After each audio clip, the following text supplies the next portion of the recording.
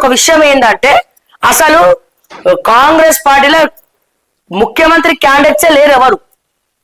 ఒక్కరు చెప్పండి. తెలంగాణ లాంటి మన రాష్ట్రంలో మొట్టమొదటిగా ప్రజలు చూసేది వాక్చాతుర్యాన్ని, అంటే వాక్ స్వతంత్రాన్ని, వాక్ చాతుర్యాన్ని చూస్తూ ఉంటారు. అంటే ఎవరైతే పవర్ఫుల్ వాయిస్ ఉంటుందో, ఎవరైతే అనర్గళంగా మాట్లాడగలుగుతారో ముందు వాళ్ళకి ప్రజలు అట్రాక్ట్ అవుతారు. నాట్ ఓన్లీ తెలంగాణ, ఎక్కడైనా పబ్లిక్ అంతే. మన తెలంగాణలో ఇంకొంచెం ఎక్కువ. మన తెలంగాణ భాష యాస కలిసి ఉండాలి.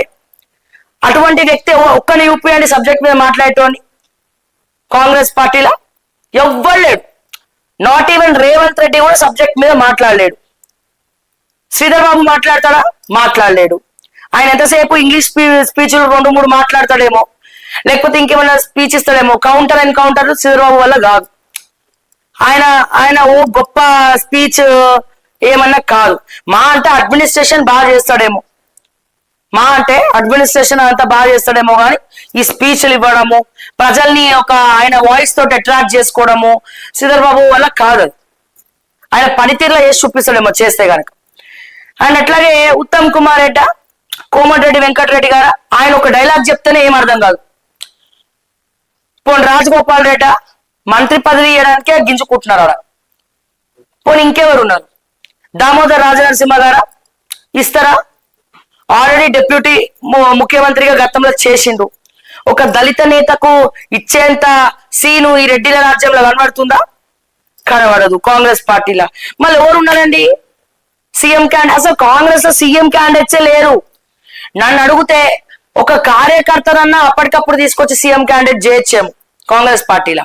ఒక మంచి సబ్జెక్ట్ ఉన్నోడిని, అన్ని లాంగ్వేజెస్ బాగా మాట్లాడేటోడిని, పబ్లిక్ కోసం పనిచేసేటోడిని తీసుకొచ్చి సీఎం గా ఒక్కలంటే ఒక్కరు కూడా కాంగ్రెస్ లో ముఖ్యమంత్రి క్యాండిడేట్స్ లేరు. కానీ అందరు నేనే ముఖ్యమంత్రి, నేనే కాబోయే ముఖ్యమంత్రి అని ఎవరికి వాళ్ళు ఎలివేట్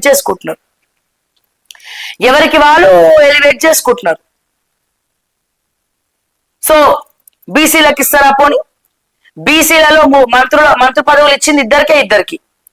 ఒకటి మా కొండా సురేఖ అక్కకు, ఇంకోటి పొన్నం ప్రభాకర్ అన్నకు. వీళ్ళిద్దరికి ముఖ్యమంత్రి పదవి తీసుకొచ్చిస్తారా? ఇవ్వరు. బీసీలు కదా, అయ్యారు. మళ్ళీ ఎవరు ఉన్నారు ముఖ్యమంత్రి క్యాండిడేట్లు? అసలు ఎక్కడ కనబడుతారు కాంగ్రెస్ లా?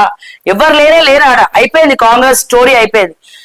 ఈ ఎక్కడైతే ఇప్పటి వరకు ఈ సీనియర్లు ఎవరైతే ప్రతిసారి వాళ్ళ ముఖాలే చూసి కాంగ్రెస్ పార్టీలో కొత్త ఫేసెస్ వస్తే తప్ప, అంటే సెకండ్ క్యాడర్ మళ్ళా పైకి వస్తే తప్ప ఒక ముఖ్యమంత్రి క్యాండిడేట్ ఎక్స్పోజ్ అయ్యే సినిమా మనకి ఇక్కడ కనబడతలేదు. నేను చెప్పేది ముఖ్యమంత్రి క్యాండిడేట్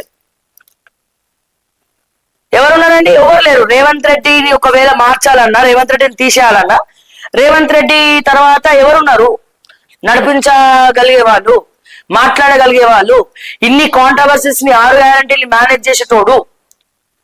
ఎక్కడ ఎవరు కనబడుతున్నారు మనకి? మీ దృష్టిలో ఎవరైనా ఉంటే కమెంట్స్ రూపంలో తెలియజేయండి. మన్మోహన్ సింగ్ లాంటి లీడర్స్ కాంగ్రెస్ పార్టీలో ఉన్నారా? ఒకప్పుడు కాంగ్రెస్ పార్టీ తీరేది, సబ్జెక్ట్ ఏంది, మంచి ఎడ్యుకేటెడ్ పీపుల్ ఉన్నారు ఏఐసిసిలో, మంచి చదువుకున్న వ్యక్తులు ఉన్నారు ఏఐసిసిలో. కానీ అటువంటి కాంగ్రెస్ పార్టీ ఇప్పుడు ఏమైపోయింది? మన్మోహన్ సింగ్ లాంటి వాళ్ళ వల్ల మన భారతదేశం యొక్క జీడిపి రేట్లు పెరిగినాయి. ఆయన తీసుకున్నటువంటి కొన్ని నిర్ణయాల వల్ల, ఆయన చేసినటువంటి కొన్ని సవరణల వల్ల. మరి అంత నాలెడ్జ్ ఓరియంటెడ్ పర్సన్ కాంగ్రెస్ పార్టీలో ఇక్కడ ముఖ్యంగా తెలంగాణ గాని ఆంధ్ర గాని ఎవరన్నా ఉన్నారా? ఎక్కడ కూడా దొరకరు. అయితే బూతులు మాట్లాడేటోళ్ళు, లేకపోతే సబ్జెక్ట్ తెలియకుండా ఏదో మేనేజ్ చేసేటోళ్ళు, లేకపోతే తొత్తిరి బిత్తిరి నత్తి మాట్లాడేటోళ్ళు వీళ్ళే కనబడుతున్నారు మన కాంగ్రెస్ లా.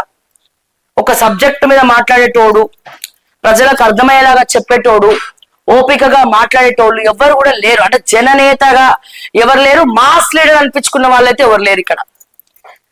రేవంత్ రెడ్డి కూడా మాస్ లీడర్ కాదు. ఎందుకని? ప్రజల్ని కలవడు, ప్రజలలో తిరగడు.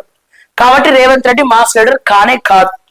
ఆయనకాయన అనుకుంటే సరిపోదు, ప్రజలు అనుకోవాలి. ప్రజలు అనుకోవాలంటే రేవంత్ రెడ్డి జనాలకు రావాలి, లేకపోతే మిగిలిన వాళ్ళు రావాలి. మిగిలిన వాళ్ళు వస్తే ఏమో ఇష్టం వచ్చినట్టు ఇంకో ఏదో మాట్లాడుతూ ఉన్నారు. గ్రౌండ్ లో తిరగడానికే ఉండట్లే. ఇప్పుడు ఇంకోటి పెద్ద డేంజర్ జోన్ ఏంటంటే, ఈ లొల్లిలైతా ఉన్నాయి. రాజగోపాల్ రెడ్డికి రాజీనామా చేస్తా అంటాడు. ఇంకొక పర్సన్ ఉన్నారు, మా ముదిరాజ్ క్యాడర్ లో మంత్రి పదవి ఇవ్వాలని చెప్పి ఇవ్వకపోతే నేను రాజీనామా చేస్తా అంటాడు. మల్రెడ్డి రంగారెడ్డి నేను రాజీనామా చేస్తా అంటాడు ఆయనకు మంత్రి పదవి ఇవ్వకపోతే. ఈ కాంగ్రెస్ పార్టీ ఎవరో ఒకరికి ఇవ్వాలి, ఇవ్వకపోతే కుక్కలు చింపిన విస్తారు అయిపోతుంది. అదొక లొల్లి ఇప్పుడు మళ్ళా. ఈయన మళ్ళా కాకవటానికి సిఎల్పి మీటింగ్, ఆ మీటింగ్, ఈ మీటింగ్ అని పెడతాడు. ఎమ్మెల్యేలు కూడా అసంతృప్తిగానే ఉన్నాడు. ఇప్పటి వరకు రేవంత్ రెడ్డి ఎమ్మెల్యేలతో భేటీ కాలే, ఒక వాళ్ళ సాధక బాధకాలు తెలుసుకోలే, ఏం జరుగుతుందో తెలియట్లే. మరి ఎట్లా కొనసాగుతాడు? మరి చాలా భయంకరమైనటువంటి పార్టీలనే సఖ్యత లేదు, పార్టీ నాయకులకే సఖ్యత లేదు. ఇక ప్రజలతో వీళ్ళేం సఖ్యతగా ఉంటారు? సో